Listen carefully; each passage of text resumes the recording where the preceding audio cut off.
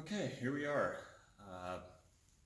More projects on the Jeep. What we're trying to do is get the front axle solid and not have to worry about it because, let's face it, these are kind of like cheesy Tonka toys or something. This front axle happened to be bent when I bought the Jeep from the auction and didn't really know that until pulled the flat tire off that was on it and kind of saw that the lower control arm mount was bent a little bit and saw that the housing was actually pushed back like about an inch, and searched and searched, tried to find another like good deal on an axle housing. It's actually had one of these before and it had a heavy duty 44 axle housing installed, and believe it or not, that one was broken as well. The short side axle tube had actually fallen off of the third member, so I got lucky that time. I was able to find another dana44 housing local for 300 bucks on Craigslist, which was awesome, but no luck this time. Didn't really want to pay $1,200, $1,300 for a new axle housing and have to reset up all my gears and all that stuff. So went ahead, found a shop that said they could straighten it, and they had a lot of experience. Literally took them about 30 minutes to straighten this axle housing because quarter wall tube they use is just so weak. So today I got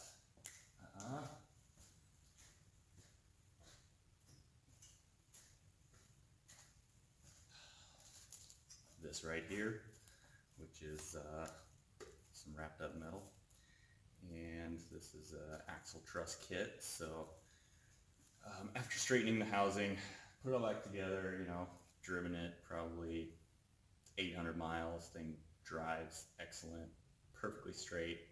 I did not even take it in for an alignment. Thing's just perfect, didn't even need it. So we replaced the lower arm brackets with some Arctic Industries, I believe they were, and changed that on both sides. I'll show you that in a little bit.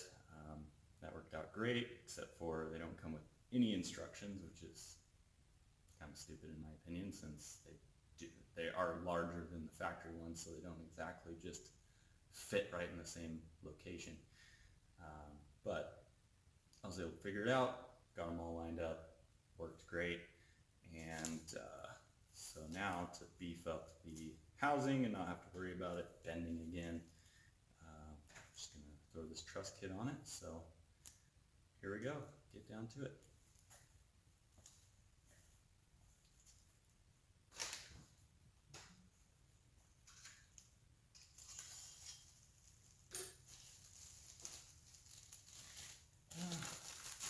Wrap this thing and see what we got. Looks like that probably goes on the short side.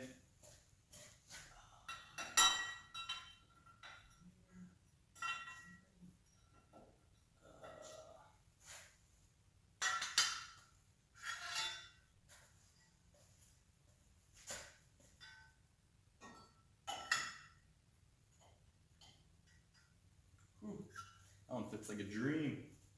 Let's see. Two.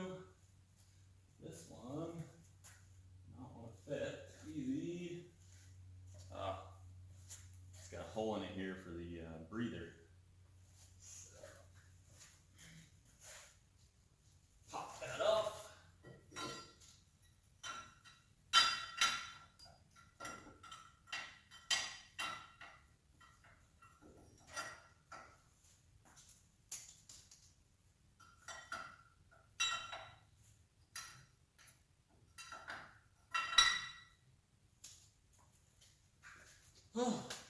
Well, that was easy. Done. Guess I can throw the wheels and tires back on and get her back on the road. Just kidding. Show you guys what we got here. So Here's the lower brackets welded on, and turned out pretty good. Sorry, it's not the lightest in here, but basically just butt these up right to the shock bracket there, and then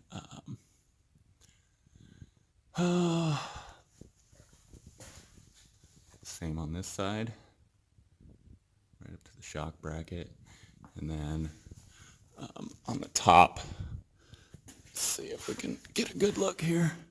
On the top side, just basically shot them right up to the bottom of the spring perch pocket. Just sits up tight there, so if anybody needs to do that, hopefully that'll help. And as far as these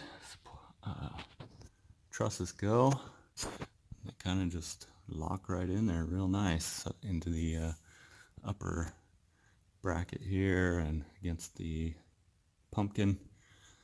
Pretty nice. So I just need to kind of mark it out a little bit, wire brush it all down, and get to welding.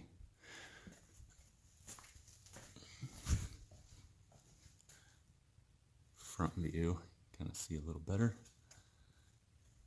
And let's say it's pretty nice for the cost. I think it was like 75 or 78 bucks shipped for these, so pretty good deal. Alright, so here I'm just trying to use a paint pen to mark out where I need to remove paint or grind it, so I can get down some clean welds. But paint pen didn't work, so ended up using like a gold Sharpie, I think I found, and that seemed to do the trick. And then I went ahead and grabbed the air grinder and threw one of those little twist lock sanding discs on there, and was able to get it all knocked down pretty good. And then I also removed the track arm there just so I can have better access to the stuff so I can weld it, and seemed to work out pretty good. Gave me just enough space.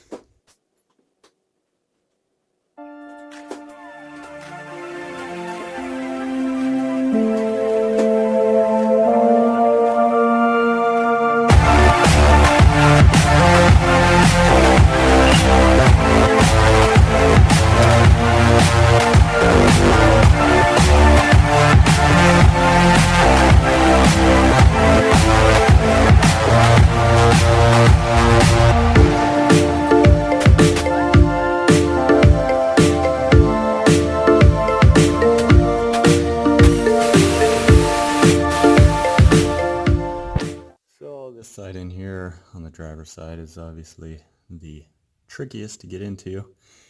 Got wiring here, unplugged the switch for the locker there, and pretty tight space, but I think I got it pretty good. That should be able to burn in some welds in there, hopefully some good ones, and get this thing durable and rugged like it should have been from the factory. But we're about ready to start welding. So ideally this would be better done off the vehicle. If you had the axle out, breeze, way easier. And I had mine out, should have done it, but just didn't want to waste the time or the money if the caster was way out on this thing from being bent previously or whatever. So if you got this project, you have the axle out, definitely the time to do it. But see how I can do it with it in.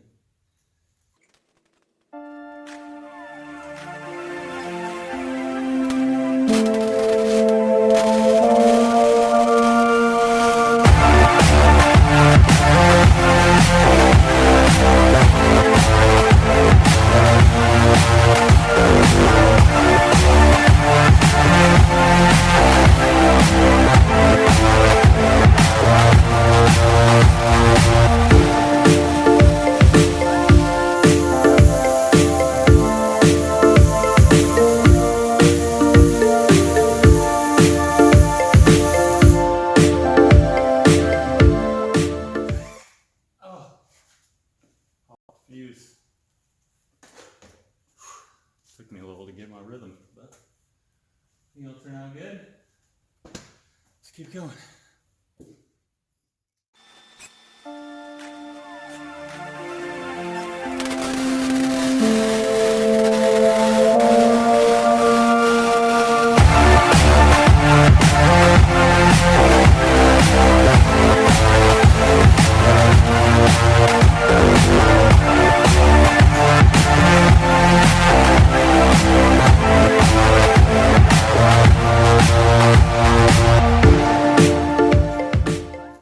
All that done.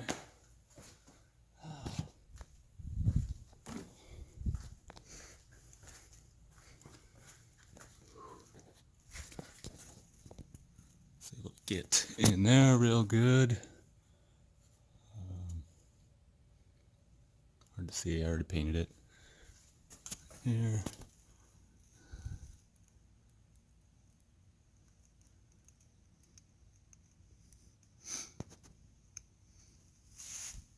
Try my best to heat up the cast iron as well as I could.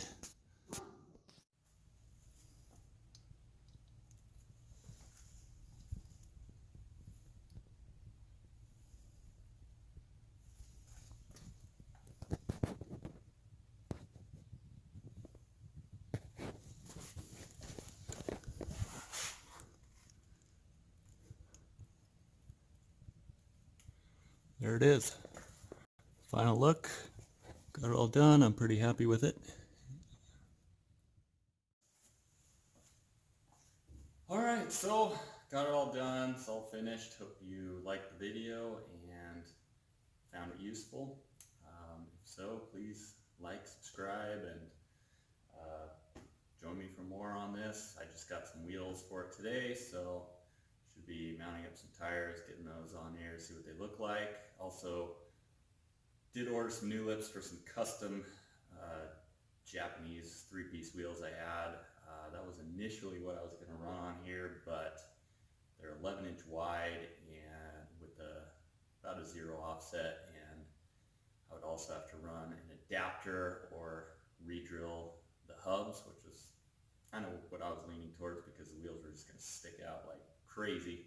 It's going to be pretty wild. So just stay tuned for that. And I buy a lot of cars from auctions, Craigslist, whatever, classics, muscles, off-road, Toyotas, Jeeps, whatever. Just got a new work truck off the auction this morning, so going to be doing lots of different builds and projects. So peace.